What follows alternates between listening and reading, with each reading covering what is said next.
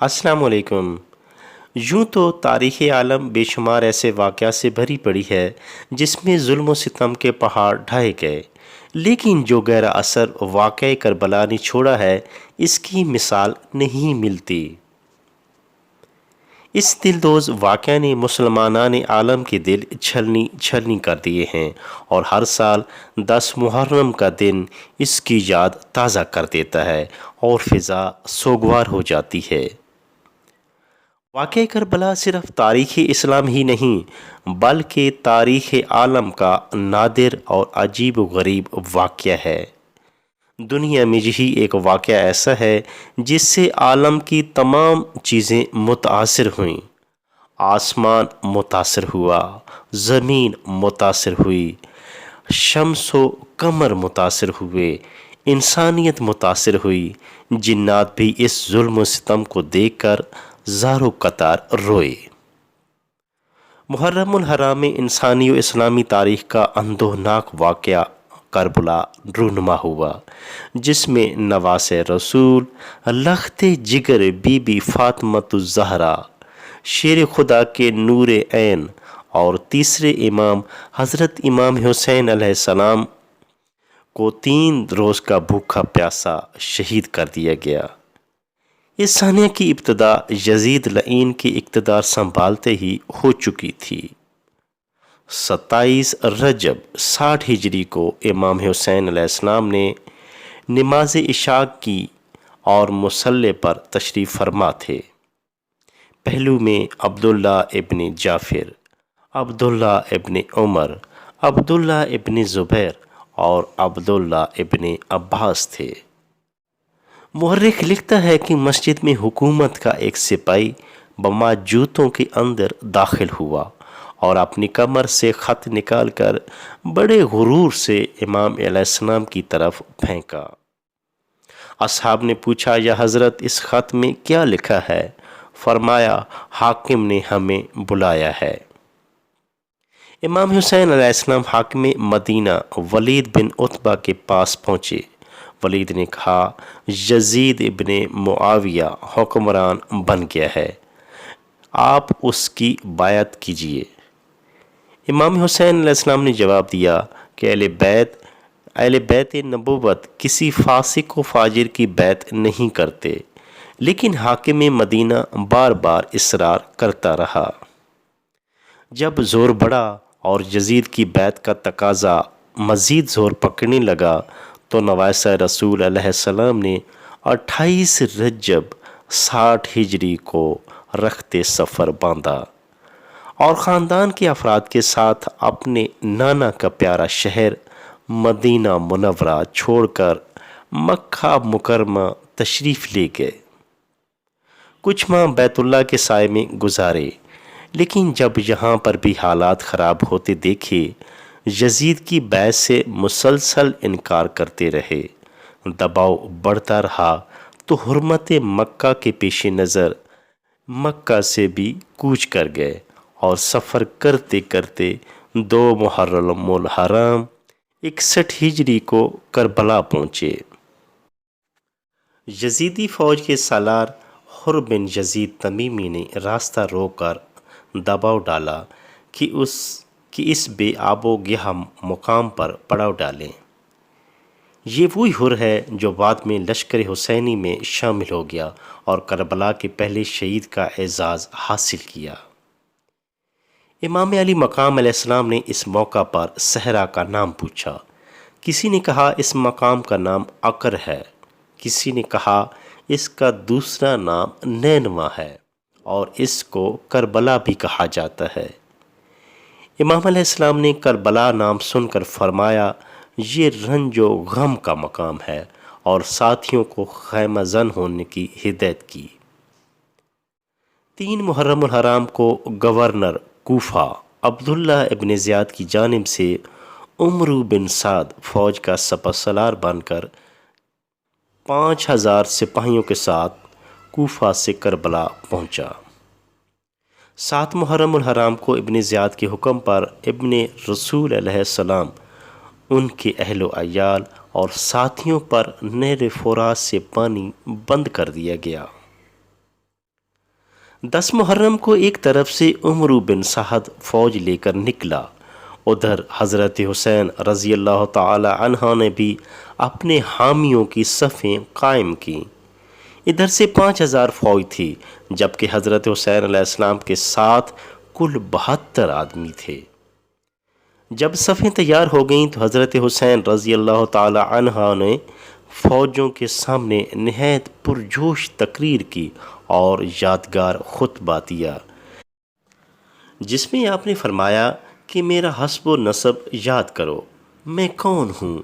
کیا میں تمہارے نبی کا نواسہ نہیں ہوں؟ کیا سید الشہداء حضرت امیر حمزہ میرے خاندان کے نہیں تھے؟ کیا تم نے رسول اللہ کا یہ فرمان میرے بارے میں نہیں سنا کہ الحسن والحسین سیدہ شباب اہل الجنہ، کہ حسن اور حسین جنتی جوانوں کے سردار ہیں؟ سنو، ذرا غور کرو کہ کیا تم اس پیشانی کو زخمی کرو گے جس کو بارہا رسول خدا چوما کرتے تھے، پیار دیا کرتے تھے؟ کیا ان آنکھوں کو بہنائی سے محروم کرو گے جنہوں نے رسول اللہ کا دیدار کیا ہے؟ یہ میرے سر پر پگڑی دیکھو، سرور کائنات کی ہے، یہ دو عالم کے سردار میرے نانا مصطفیٰ کریم نے عطا کی ہے، کیا تم اسے خاک و خون میں غلطاں کرو گے؟ میرے ہاتھ میں یہ تلوار میرے والد محترم حیدر کرار کی ہے، کیا تم اس سے مقابلہ کرو گے؟ بہرکیف حضرت حسین رضی اللہ تعالی عنہ کی کسی بات کا ان دنیا کے کتوں پر اثر نہ ہوا، اور لعین عمرو ابن سعد نے پہلا تیر چلاتے ہوئے جنگ کا آغاز کر دیا۔ ایک ایک کر کے فدائے حسینی شہید ہوتے گئے، یہاں تک کہ خاندان نبوت کے ایک ایک چراغ جام شہادت نوش کرتے چلے گئے۔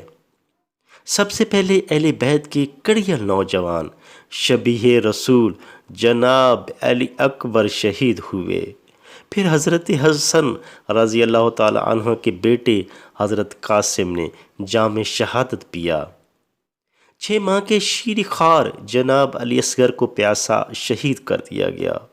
ایک بدبخت نے تیر جو چلایا تو ننھے شہزادے کے حلق میں پیوست ہو گیا۔ کیسا سفاک دشمن تھا جس نے ایک معصوم بچے کا بھی لحاظ نہ کیا۔ دنیا کے لالچ نے ان یزیدیوں کو اندھا کر دیا تھا۔ امام حسین نے وہ تیر شہزادہ علی اصغر کے حلق سے نکالا تو خون کا فوارہ پھوٹ پڑا۔ خون کو چلو میں لے کر آپ نے آسمان کی طرف اچھالتے ہوئے ارشاد فرمایا کہ اے اللہ، اگر تو نے ہم سے اپنی نصرت روک لی ہے تو وہی کر جس میں بہتری ہے، میں تیری رضا پر راضی ہوں۔ کیا منظر ہوگا! آسمان بھی رویا، چرند پرند کی چیخیں نکل گئیں۔ یوں ایک ایک کر کے امام مظلوم کے تمام ساتھی اور خاندان اہل بیت کے افراد دین اسلام کی سربلندی کے لیے قربان ہوتے گئے۔ اب قافلہ حسینی میں صرف آپ امام حسین رضی اللہ عنہ کی ذات باقی تھی۔ آپ میدان میں تشریف لے آئے، گھمسان کی لڑائی ہوئی۔ آپ رضی اللہ عنہ نے ذوالفقار حیدری کے وہ جوہر دکھائے کہ لشکر یزیدی میں کھلبلی مچ گئی اور وہ مولی گاجر کی طرح کٹ کٹ کر گرنے لگے۔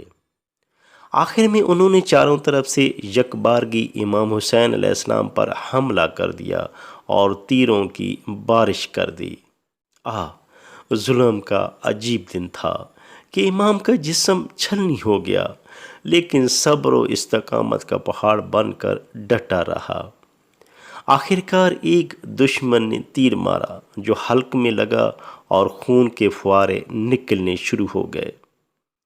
زرع بن شریک تمیمی نے بائیں ہاتھ اور شانے پر تلوار ماری، جس کی وجہ سے آپ رضی اللہ تعالی عنہ گھوڑے سے گر گئے۔ لعین شمر ذیل جوشن آگے بڑھا اور آپ کے سر کو تن سے جدا کر دیا، پھر گھوڑے دوڑا کر ناش مبارک کو رون ڈالا، خیموں کو جلا دیا گیا۔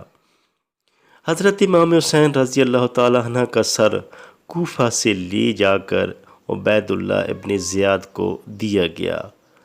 اس نے سر مبارک کے لب پر چھڑی ماری تو زید ابن ارقم صحابی رضی اللہ تعالیٰ عنہ نے منع کیا۔ پھر یہ سر یزید کے پاس بھیجا گیا جو اس وقت دمشق میں تھا۔ واقعہ شہید کربلا اسلامی تاریخ میں سب سے دردناک اور کلیجے کو چیرنے والا المناک حادثہ ہے، جس میں اپنے نبی کے نام لینے والے منافقین نے نواسۂ رسول اکرم صلی اللہ تعالیٰ علیہ وآلہ وسلم کو انتہائی بے دردی اور بے چارگی کے عالم میں شہید کر دیا تھا۔ 10 محرم الحرام 61 ہجری وہ دن تھا جب گھرانہ نبوت و امامت پر ظلم کی انتہا کر دی گئی۔ 3 روز کے بھوکے پیاسے 6 ماہ کے شہزادہ علی اصغر کو بھی نہ چھوڑا گیا۔ لشکر یزید قتال کے بعد شہیدوں کے اجسام کی حرمت پامال کرنے سے بھی باز نہ رہا۔